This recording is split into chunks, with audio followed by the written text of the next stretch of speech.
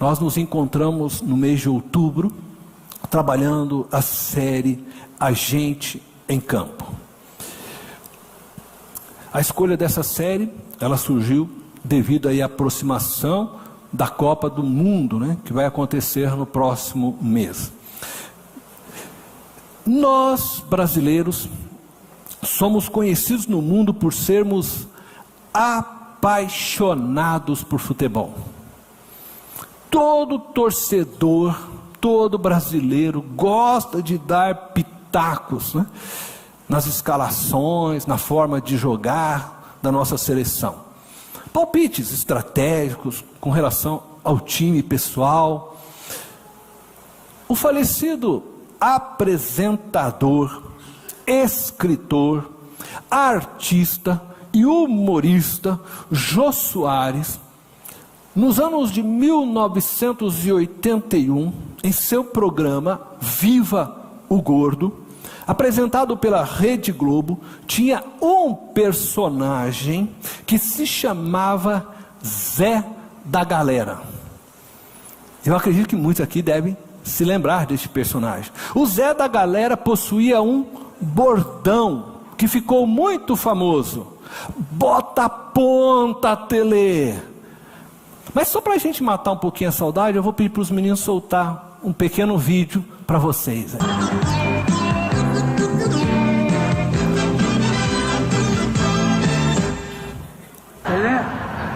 Tele, acorda, Tele.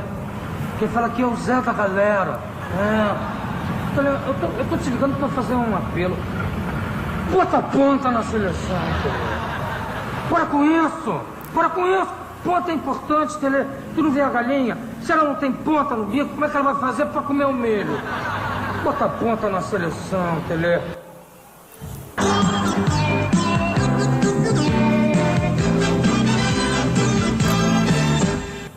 O bordão, bota a ponta, Tele, ele era justificado porque a seleção brasileira estava acostumada a ter fortes atacantes nas pontas. Nós tivemos, né, ao longo dos anos, Garrincha, Jairzinho, são dois grandes exemplos de ponta.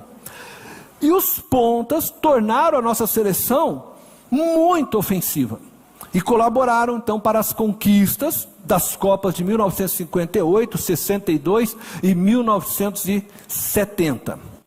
No jogo entre o reino de Deus e o reino das trevas, isto é, no jogo da evangelização, o empate nunca é um bom resultado, pois é vitória para o inimigo. Por isso nós precisamos jogar ofensivamente contra o reino das trevas. O que nos inspirou então para o tema de hoje. O nosso tema é jogando no ataque. Jogar no ataque, na evangelização, é o único esquema tático que nos levará a marcar muitos gols. Lembro que marcar gols para nós é levar aqueles que estão jogando pelo time das trevas a vestir a camisa do nosso time, o time do reino de Deus. Nós jogamos por eles que estão nas trevas, pois esta é a vontade do nosso Pai Celestial, que eles possam trocar de uniforme, deixar o time das trevas e vir para o time da luz. É muito difícil definirmos ao longo da história da igreja quem foi o melhor atacante do reino de Deus. Quem foi aquele que mais, né, fez com que pessoas trocassem de uniforme, de time.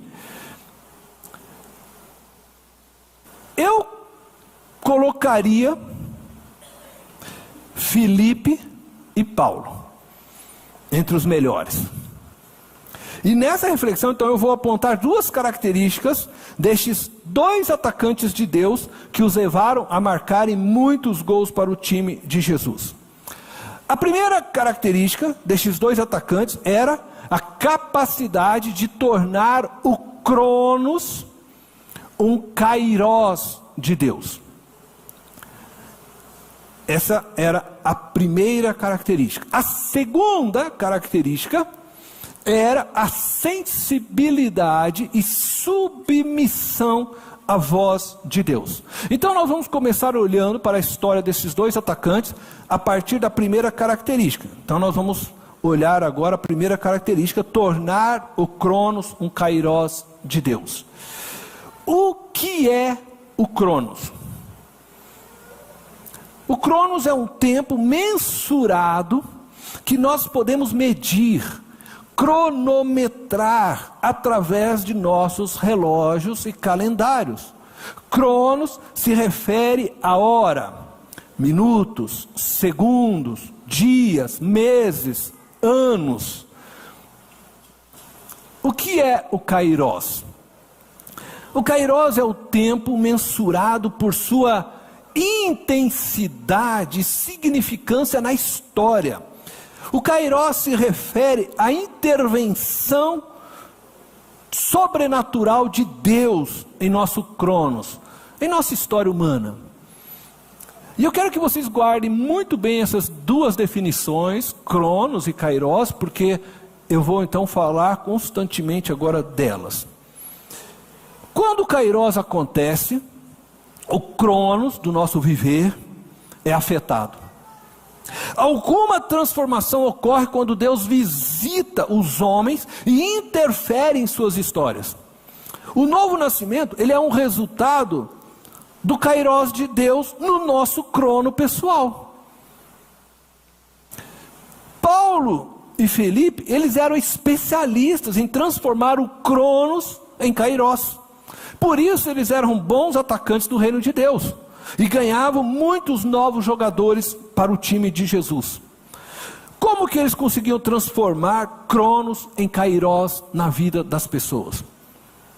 O que eu estou perguntando é como eles conseguiam tornar a presença de Deus real na vida das pessoas que os cercavam. E ao responder essa pergunta, eu quero dar então a você a estratégia para que você se torne um goleador do reino de Deus. Para que você comece a jogar no ataque, ofensivamente. O que levou Paulo e Felipe a transformar o Cronos em Kairós e assim se tornarem grandes goleadores, do reino de Deus? Foi a capacidade de olhar para o Cronos, para o momento histórico deles, enxergando neles o Kairós de Deus. Simples assim. Paulo e Felipe tinham a capacidade de olhar para o momento da sua história e perceber que aquele momento podia significar a intervenção de Deus na história de outros. O que fez Paulo e Felipe grandes goleadores do reino de Deus, não foi a ação de um poder extraordinário, sem o consentimento deles. Eles não se tornaram grandes pregadores, porque o Espírito de Deus os manipulava, os tomava, de forma que eles não tinham consciência daquilo que estava acontecendo. O Espírito Santo não os tratou como robôs, assim como Ele não nos trata como robôs. Eles foram grandes goleadores pela capacidade de acreditarem que em meio ao crono deles, a história de vida deles, Deus podia visitá-los, transformando o crono deles em Kairós, em um momento então de visitação de Deus. Isso acontece quando nós nos deixamos ser usados por Deus, quando percebemos que Deus deseja fazer algo e nos entregamos ao seu poder voluntariamente. Eu acredito que nós podemos dizer que experimentamos isso recentemente em nossa igreja. No culto do dia 18 do mês passado, houve aqui um Kairós, uma visitação maravilhosa de Deus. Você pode também experimentar isso em sua vida, se simplesmente acreditar que Deus pode entrar na sua história e transformar o seu crono em Kairós. Naquele dia Deus falou aos nossos corações. Eu vi diversas pessoas, uma igreja chorando. Eu voltei para minha casa, eu falei para a Silvana, até terça-feira parece que eu ainda não consegui me encontrar. Tamanha a unção de Deus que desceu neste lugar. Ao perceber a visitação de Deus, você precisa se entregar. Você precisa se render. E aí, o Kairós acontece. E nós vamos ver um destes momentos de Kairós na vida de Filipe. Um grande movimento de perseguição aos cristãos começou logo no início da igreja. Um dos homens que liderava este movimento de perseguição era Paulo. Ele ia de casa em casa e ele arrastava homens e mulheres para a prisão.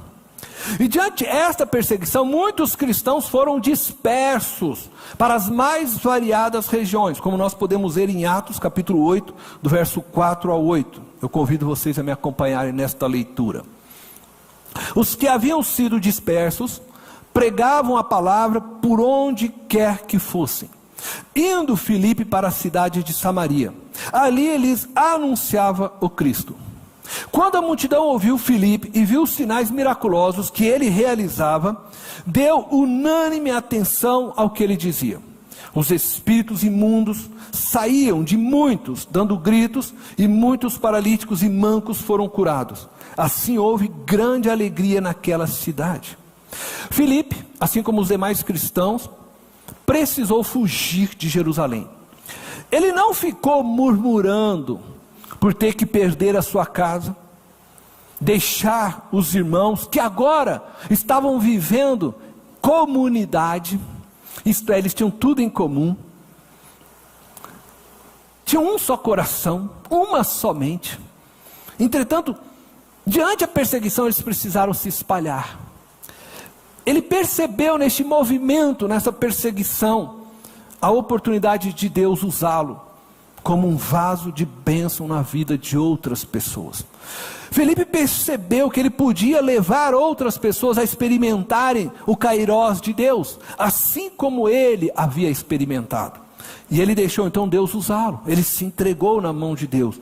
E por isso, naquele dia em Samaria, ele marcou muitos gols. Muitas vidas em Samaria vestiram o uniforme do time de Jesus e experimentaram em suas próprias vidas a visitação de Deus, o Kairós de Deus. Isto porque um homem chamado Filipe se esvaziou para que o Espírito de Deus se manifestasse por meio dele.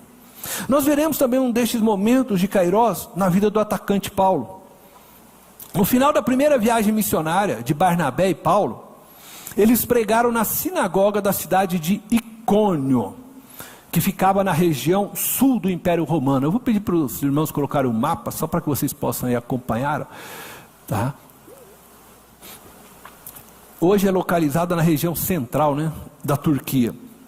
Alguns vieram a crer neles, e outros passaram a persegui-los, e formaram então uma conspiração de judeus e gentios, com o fim do quê? De apedrejar Paulo e Barnabé. Quando eles souberam disso, fugiram para a cidade de Listra, que fazia parte então dessa região chamada Licaônica. Em Listra, pregaram o evangelho de Jesus Cristo. E quando lá estavam pregando, o Kairós de Deus se manifestou naquele lugar, conforme nós vamos ler agora em Atos capítulo 14, verso 8 ao 12. Em Listra havia um homem paralítico dos pés, aleijado desde o nascimento, que vivia ali sentado e nunca tinha andado. Ele ouvira Paulo falar. Quando Paulo olhou diretamente para ele e viu que o homem tinha fé para ser curado, disse em alta voz: levante-se, fique de pé. Com isso o homem deu um salto e começou a andar. Ao ver o que Paulo fizera, a multidão começou a gritar em língua licaônica: os deuses desceram até nós em forma humana. A Barnabé chamavam Zeus e a Paulo Hermes, porque era ele quem trazia a palavra. Eu não vou me deter no resto da história, porque o meu objetivo é somente mostrar como Paulo, em meio ao seu Cronos, aquele momento histórico, ele transformou num Kairós de Deus. Paulo tinha essa sensibilidade, né? Assim como Filipe, de perceber a oportunidade de tornar visível a presença de Deus na vida das pessoas. A ação de Deus em Listra levou o povo a pensar que Barnabé e Paulo eram deuses em forma humana.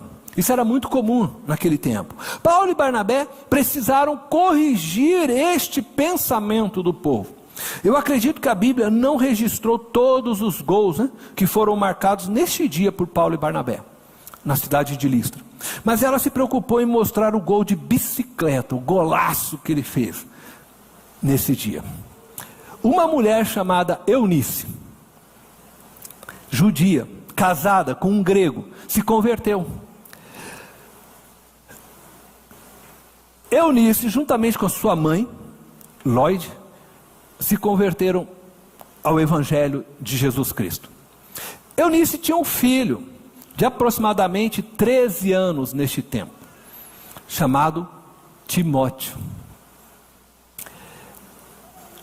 Essa mulher convertida discipulou seu filho, ensinou ele a respeito então de tudo que ela havia aprendido. Paulo retorna a Listra 6 anos depois. Timóteo se encontrava agora então com seus 19 anos, jovenzinho.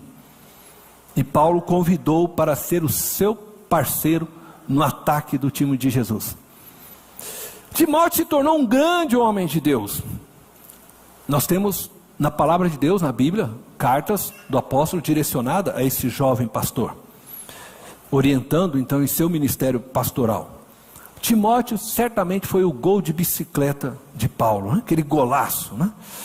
E a pergunta que eu levanto é: que tipo de jogador você é? No time de Jesus, até os defensores jogam ofensivamente. Todos os jogadores, eles aderem à estratégia entregue pelo técnico Jesus: ide e pregai o evangelho a todas as pessoas. Todas são chamadas a atacar, até mesmo o goleiro, ele tem suas oportunidades também de atacar, não só de defender, mas também de atacar. No time de Jesus é preciso um espírito de vencedor, mas um coração de cordeiro, pois no time de Jesus se vence sendo cordeiro e não leão. A segunda característica destes dois atacantes, então, era a sensibilidade e a submissão à voz de Deus. Filipe e Paulo eram especialistas em ouvir a voz de Deus. Nosso Cronos, preste atenção, a sua história só se tornará um kairós se você tiver sensibilidade e submissão à voz de Deus. Então nós vamos ver um momento dessa sensibilidade e submissão à voz de Deus na vida de Filipe. Após Filipe ter marcado vários gols em Samaria, fez uma goleada naquele dia, ele recebe uma orientação divina, conforme nós vamos ver então agora em Atos capítulo 8, do verso 26 ao 30. Diz: um anjo do Senhor disse a Filipe: vá para o sul, para a estrada deserta que desce de Jerusalém a Gaza. Ele se levantou e partiu. No caminho encontrou um eunuco etíope, um oficial importante, encarregado de todos os tesouros de Candace, rainha dos etíopes. Esse homem viera a Jerusalém para adorar a Deus, e de volta para casa, sentado em sua carruagem, lia o livro do profeta Isaías. E o Espírito disse a Filipe: aproxime-se dessa carruagem e acompanha. Então Filipe correu para a carruagem. Nesse dia, Filipe marcou um outro golaço. Além de todos os gols que ele havia feito, ele marca mais um grande gol. O eunuco etíope vestiu a camisa do time do reino de Deus por causa da submissão de Filipe. E esse etíope então se coloca a serviço do técnico agora e Senhor de nossas vidas, Jesus Cristo. Segundo os historiadores, este eunuco fez discípulos na Etiópia.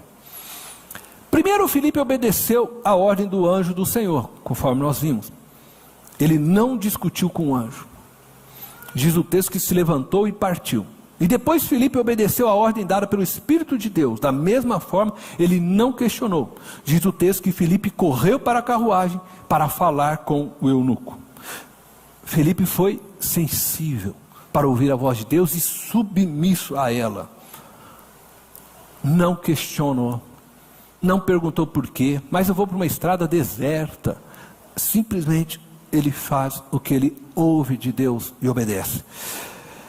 E é assim que o Kairos acontece nas nossas histórias. É assim que a presença de Deus se torna real, na medida que nós ouvimos e obedecemos. Nós vamos ver um momento dessa sensibilidade e submissão à voz de Deus na vida de Paulo.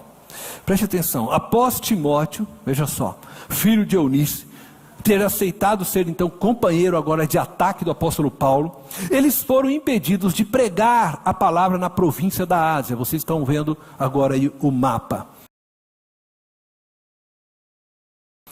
Eles queriam pregar o evangelho em Bitínia, uma província da Ásia Menor, próximo à divisa da Galácia, conforme a gente pode ler agora em Atos capítulo 16, do verso 6 ao 10. Vamos ler juntos. Diz assim: Paulo e seus companheiros viajaram pela região da Frígia e da Galácia, tendo sido impedidos pelo Espírito Santo de pregar a palavra na província da Ásia. Quando chegaram à fronteira da Mísia, tentaram entrar na Bitínia, mas o Espírito de Jesus os impediu. Então contornaram a Mísia e desceram a Troade.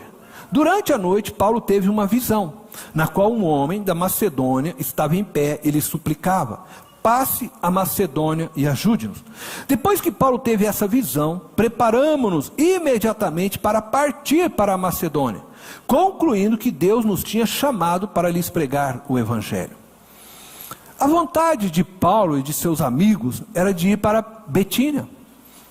E eles estavam obedecendo a ordem direta de Jesus: ide por todo o mundo e pregai o evangelho a todas as pessoas. Eles estavam obedecendo e o projeto deles era ir para Bitínia fazer isso. Contudo, o Espírito de Deus estava impedindo eles de irem, pois Jesus tinha um plano de ataque diferente para eles. Nós vemos no texto que, ao compreenderem o plano de Jesus, imediatamente, diz o texto, partiram para a Macedônia. Isso nos ensina que muitas vezes nós podemos estar fazendo algo certo, mas não estarmos no centro da vontade de Deus.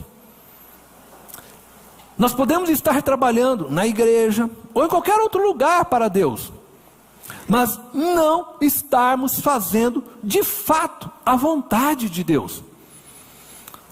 Às vezes o que nós compreendemos como lutas, provações e perseguições, pode ser na verdade o Espírito de Deus lutando contra nós.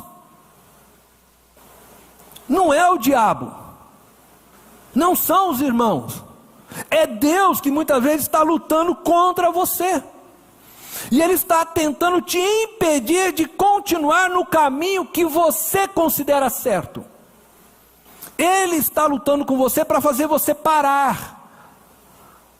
Talvez você ache que está fazendo algo para Jesus, liderando um ministério, lutando em nome da igreja, mas você pode estar de fato atrapalhando a obra que Jesus quer realizar, porque você não consegue ouvir a voz do Espírito de Deus. Paulo e seus amigos foram impedidos pelo Espírito, não foi o diabo, mas eles foram capazes de ouvir a voz do Espírito de Jesus e entender que aquele não era um projeto mais para a vida deles, e assim eles puderam o quê? Marcar muitos gols na Macedônia. Eles ouviram a voz do Espírito, mudaram os seus planos, se deixaram ser levados por aquilo que Deus tinha. E eles entraram então na Macedônia, colônia romana, onde se localizava a cidade de Filipos, onde nós temos a carta, aos Filipenses. Deus não mudou. Deus continua falando a homens e mulheres. Ele está te convocando, a mim e a você, para marcarmos muitos gols para o reino de seu Filho, Jesus Cristo. Entretanto, o barulho de nossas almas são muito intensos, impedindo-nos de ouvirmos a voz suave do Espírito Santo de Deus. Soma-se ao barulho de nossas almas os nossos conceitos cristãos estabelecida ao longo dos anos de forma errada. E aí nos tornamos religiosos, legalistas, denominacionalistas. Só não nos tornamos discípulos de Jesus. Nos falta silêncio para ouvirmos a voz de Deus. Não temos tempo para meditarmos na palavra. Há muita tarefa para serem realizadas. E não existe sequer tempo em nossas agendas para reflexões profundas com Deus, que produzem em nós um coração sensível e submisso à voz de Deus. E por não termos tempo para reflexões profundas com Deus, tempo para silenciar nossas almas, então nós começamos a confundir os gritos de nossa própria alma com a voz de Deus. E começamos a então agir seguindo o nosso coração, a nossa própria voz interna e não a voz de Deus. Isso é muito comum. Confundimos então os nossos conceitos pré-estabelecidos como se fosse a voz de Deus. Nos tornamos assim empecilhos para o agir de Deus, em vez de goleadores do reino de Deus. Isso foi feito pelos apóstolos de Jesus no início da sua caminhada com Cristo, diversas vezes. Eles foram empecilhos, porque eles ouviam as suas próprias vozes. Queriam impedir crianças de chegar a Jesus. Queriam impedir um cego chamado Bartimeu de chegar a Jesus. Porque eles estavam baseados em todos os seus valores e conceitos religiosos que havia sido dito a eles ao longo dos anos. E eu quero terminar essa mensagem apresentando a vocês alguns desafios. Primeiro desafio: olhe para o seu Cronos. Olhe para a sua história, para o seu momento de vida hoje, e tente perceber nele o Kairos de Deus. Veja como que Deus está presente em sua vida. Descubra o extraordinário de Deus em sua vida. Tira um tempo hoje, se for possível. Hoje é o dia do Senhor. Esquece um pouco papai, mamãe, tio, filho. Esquece. Vai para um local onde você possa se isolar. Fique horas na presença de Deus. Deixe o Espírito Santo ministrar a sua vida. Sem esses tipos de encontro, a sua vida nunca vai ser transformada e alcançada pelo Kairos de Deus. Segundo desafio: abra no seu Cronos, na sua agenda, esse tempo para levar também o próximo a experimentar o Kairos de Deus. Deixa Deus te usar para manifestar o seu amor e poder sobre a vida de outro. Seja um goleador do reino de Deus, faça gols espirituais, leve outras pessoas a mudar de uniforme, a trocar o uniforme das trevas pelo uniforme da luz, jogar para o time de Jesus. Você e eu, nós somos as pessoas que Deus chamou para isso. Terceiro desafio: priorize em sua agenda tempos de reflexões profundas com Deus. Invista tempo em seu relacionamento com Deus, para que você não viva mais lutando contra o Espírito Santo de Deus, achando que está fazendo a coisa certa. Você já pensou que grande decepção você chegar lá diante de Jesus e Jesus falar: você teve o tempo inteiro me atrapalhando. Ah, Senhor, mas você nunca ouviu minha voz, sempre seguiu sua própria voz. Quarto desafio: ao ouvir a voz de Deus, não ignore essa voz. Submeta-se a tudo quanto o Senhor te ordenar. Somente assim você será um atacante, aprovado pelo nosso técnico e Senhor de nossas vidas, Jesus Cristo. Eu convido você a fechar os olhos.